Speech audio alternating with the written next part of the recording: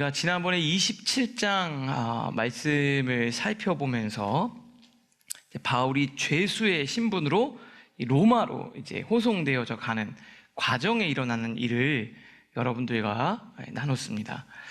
근데 분명히 배를 타고 가는데 날씨가 심상치 않고 또 이렇게 하나님 기도하는 또 신실한 주의 종인 바울에게 하나님의 무언가가 이 마음에 감동을 주셨던 것 같아요. 그래서 뭐라고 이야기를 하죠?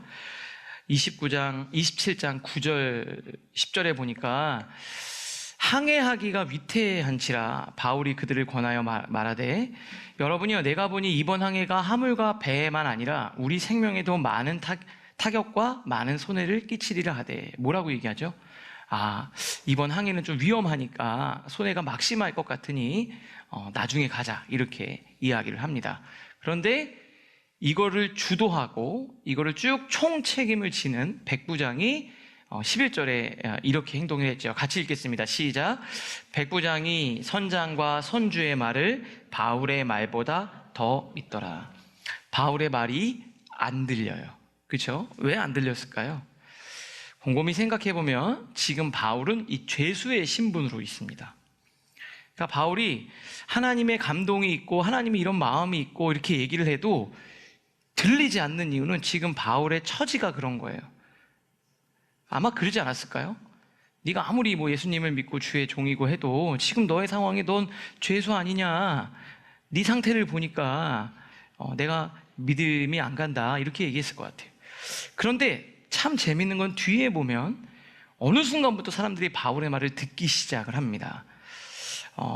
이제 비로소 바울의 말이 들려요. 백부장뿐만 아니라 뱃사람 모든 사람이 바울의 말을 주목합니다. 27장 20절 21절인데요. 여러 날 동안 해도 별도 보이지 아니하고 큰 풍랑이 그대로 있음에 구원의 여망마저 없어졌더라.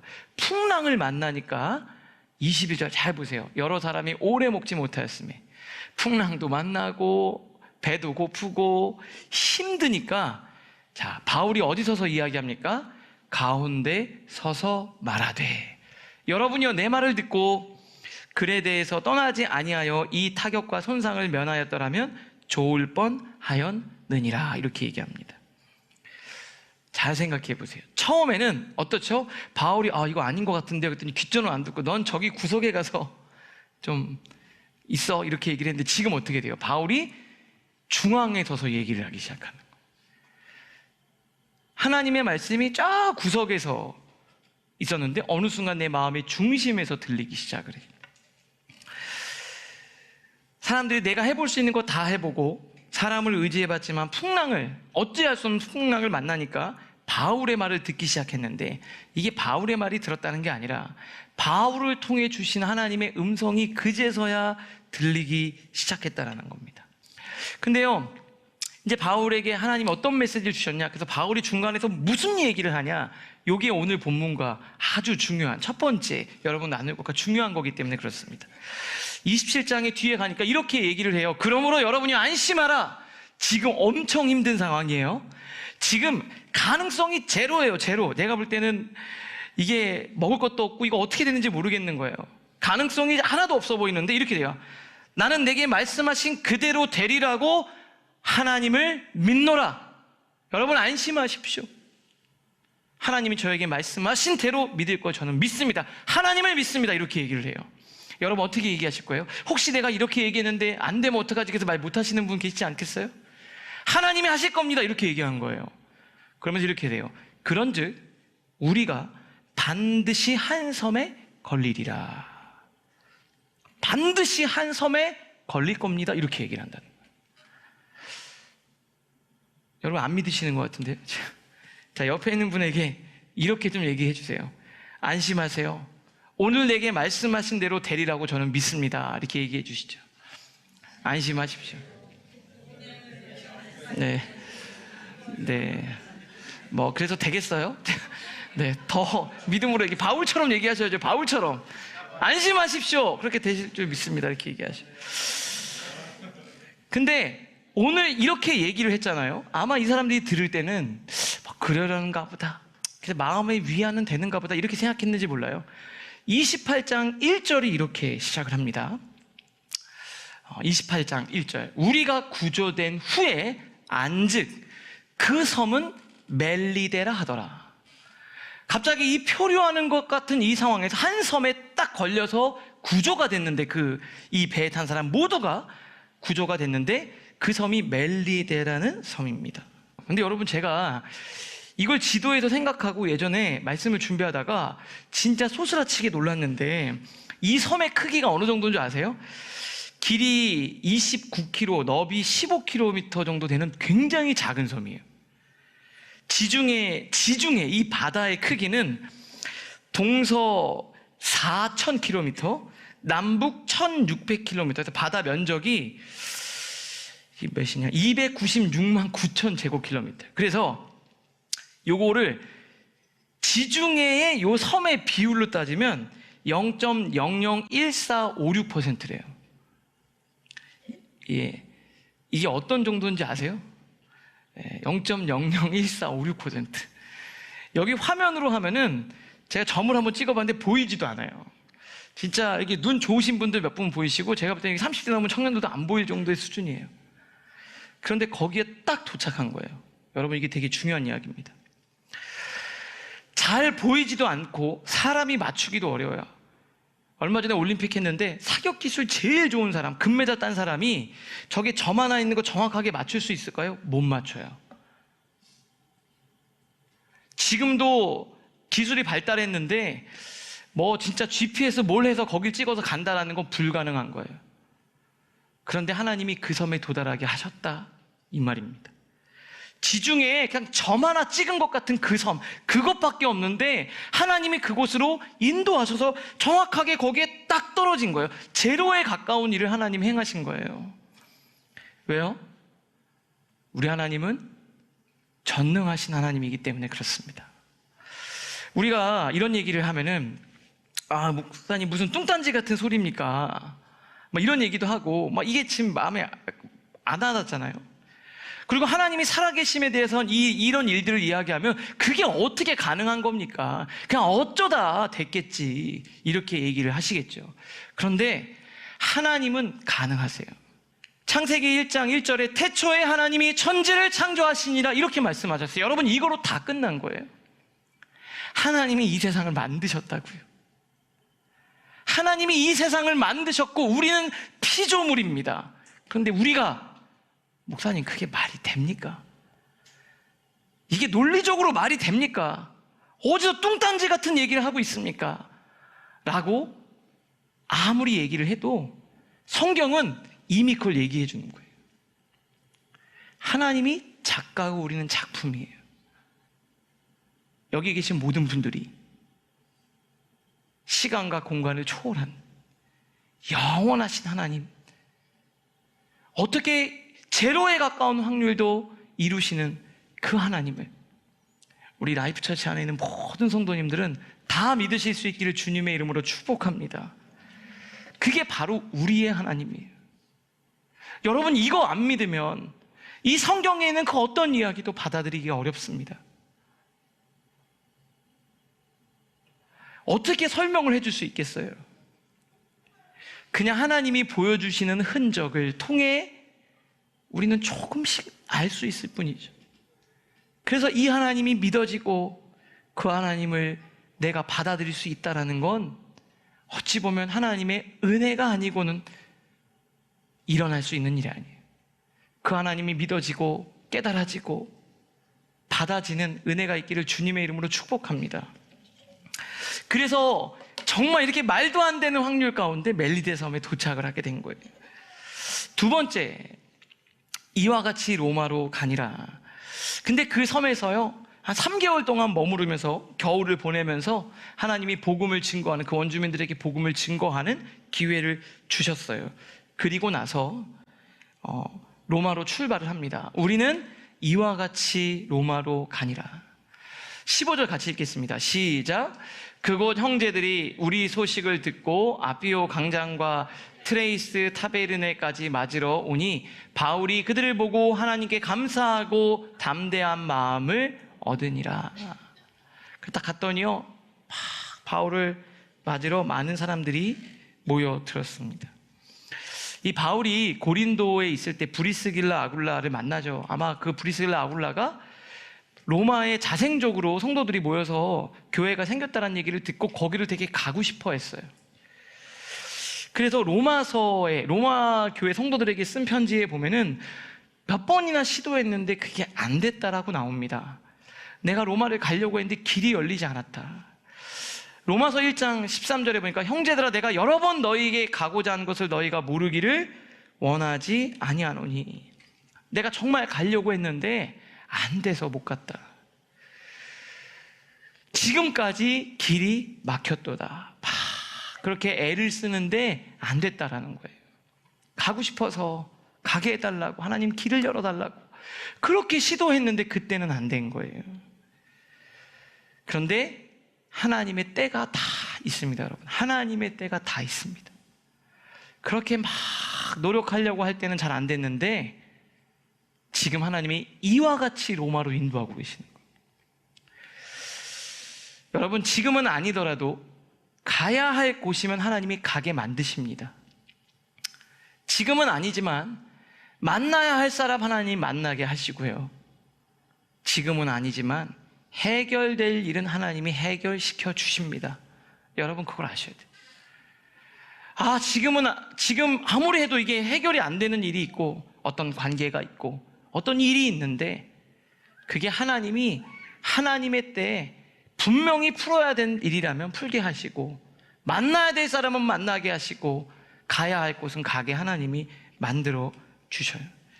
바울은 이렇게 얘기를 해요. 어떻게 하든지 이제 하나님 뜻 안에서 너희에게로 나아갈 좋은 길 얻기를 구하노라.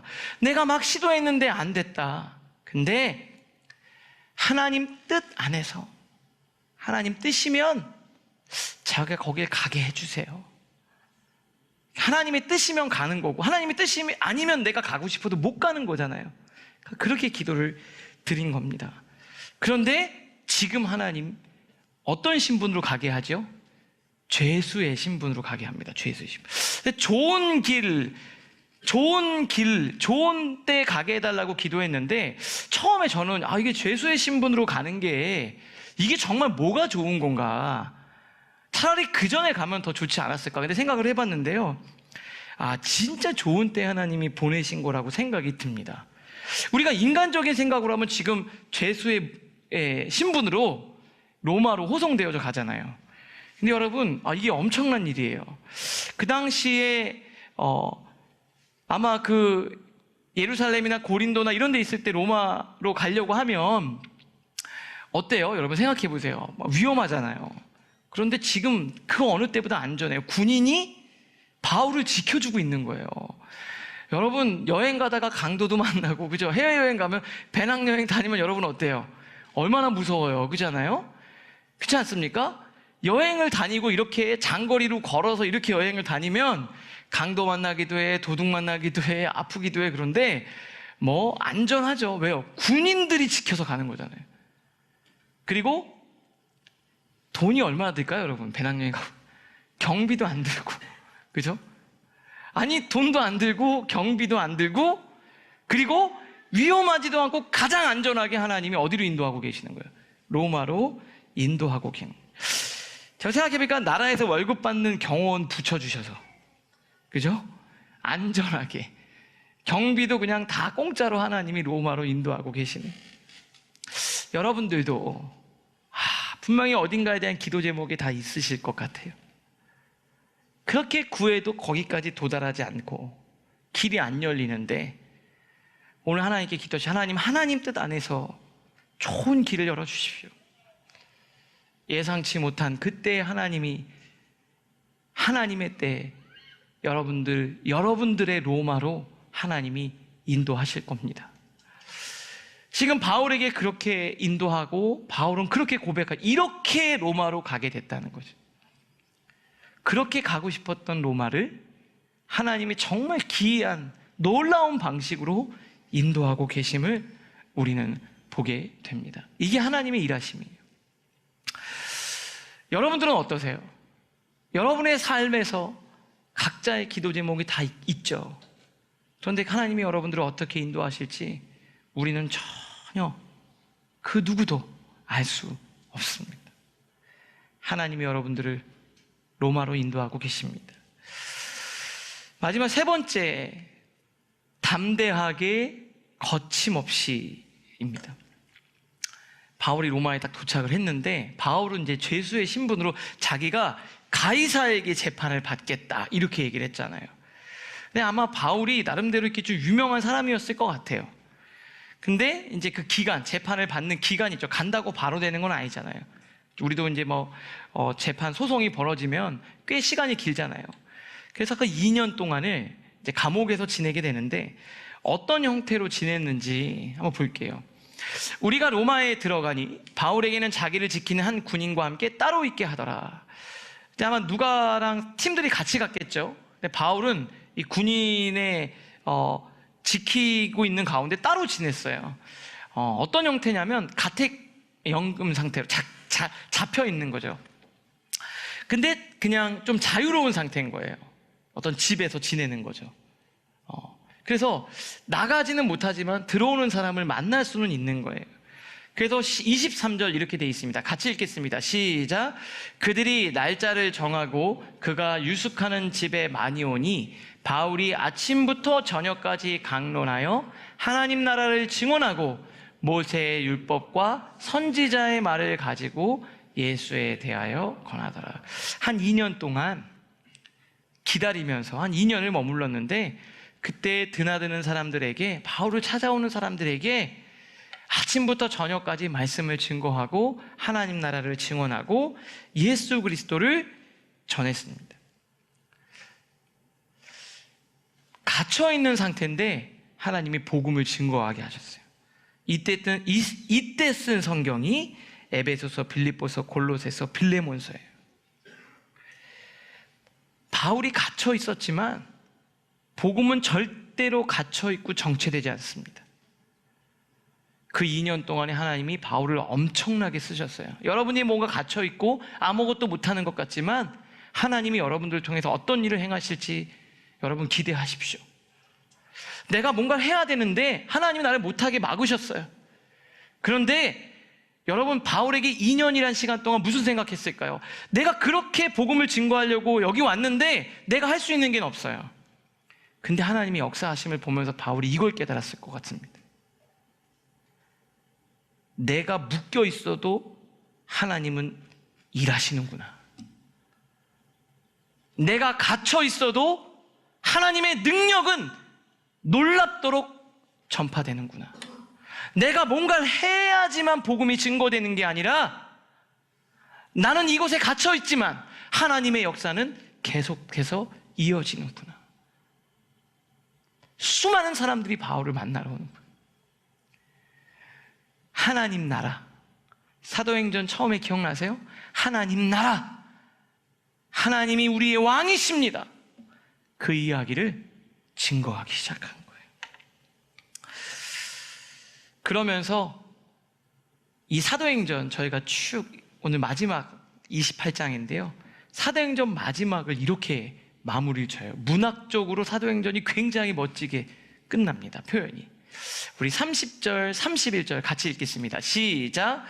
바울이 온 이태를 자기 셋집에 머물면서 자기에게 오는 사람을 다 영접하고 하나님의 나라를 전파하며 주 예수 그리스도에 관한 모든 것을 담대하게 거침없이 가르치더라.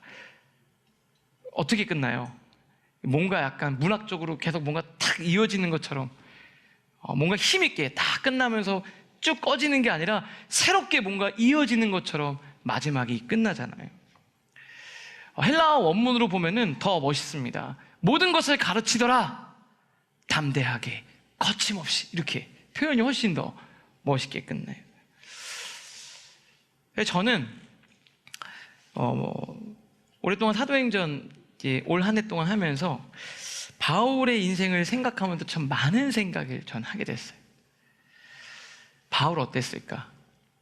성공에 대한, 주류 사회에 자기가 소속되고 싶은 그 성공에 대한 부푼 꿈을 안고, 원래 자기 고향이 다소잖아요. 다소에서 나름대로 공부 좀 꽤 했다고 하는 사람인 것 같아요. 그래서 이 중심인 예루살렘에 와서 최고의 학문을 공부하죠. 가말리알 문화에서 배웁니다. 다시 말하면 저기 뭐 시골 이런 데서 거기서 좀 공부 좀 한다, 머리 좀 좋다 이랬는데 거기서 와서 내가 진짜 성공해야 될 거야. 그래가지고 어디까지 온 거예요? 우리나라로 말하면 서울대 막 들어간 거예요. 그리고 얼마나 열심히 하는지 사람들이 딱 보니까 바울 저 녀석 쓸만합니다. 그래? 그래가지고 유대 사회의 종교 지도자들 앞에 딱 촉망받는 차세대 리더였어요. 그 나중에 어떻게 합니까? 예수 그리스도 믿는 사람을 내가 잡아오겠다. 이것만 딱 하면 어떻게 되죠? 대제사장한테 가서 공문 써주시면 제가 다메섹 가서 잡아오겠습니다. 좋아, 너 이거 하면은 앞으로 네 앞길은 그냥 보장된 거야. 정말 밝은, 난 이제 진짜 내 앞길은 정말 더 멋지게 이제 잘 될 일만 남았어. 그러면서 어디로 가요? 다메섹으로 가는데 그 길에서 예수 그리스도를 만납니다. 이제 승승장구하고 내 앞길은 환하게 열릴 일만 남았구나. 빛나는 삶, 찬란한 삶을 꿈꾸면서 막 그렇게 기대하고 의기양양했던 바울이요, 주님을 만날 때 여러분 이렇게 고백합니다. 자기가 간증하는 거예요. 왕이요, 정오가 되어, 정오가 뭡니까? 태양이 제일 밝을 때잖아요. 정오가 되어 길에서 보니 하늘로부터 해보다 더 밝은 빛이 나와 동행들을 둘러 비쳤습니다. 바울이 본 게 뭔 줄 아세요? 해보다 더 밝은 빛을 본 거예요. 사막의 정오의 해보다 더 밝은 빛, 이 세상에 없는 빛을 봤습니다. 이 세상에서는 볼 수 없는 가장 밝은 빛을 봤습니다. 그러면서 바울의 인생이 바뀌는데 바울이 이렇게 고백을 해요. 그러나 무엇이든지 내게 유익하던 것을 내가 그리스도를 위하여 다 해로 여길 뿐더러 또한 모든 것을 해로 여김은 내 주 예수 그리스도를 아는 지식이 가장 고상하기 때문이라. 내가 그를 위하여 모든 것을 잃어버리고 배설물로 여김은 그리스도를 얻고 내 주 예수 그리스도를 아는 지식이 가장 고상하기 때문입니다.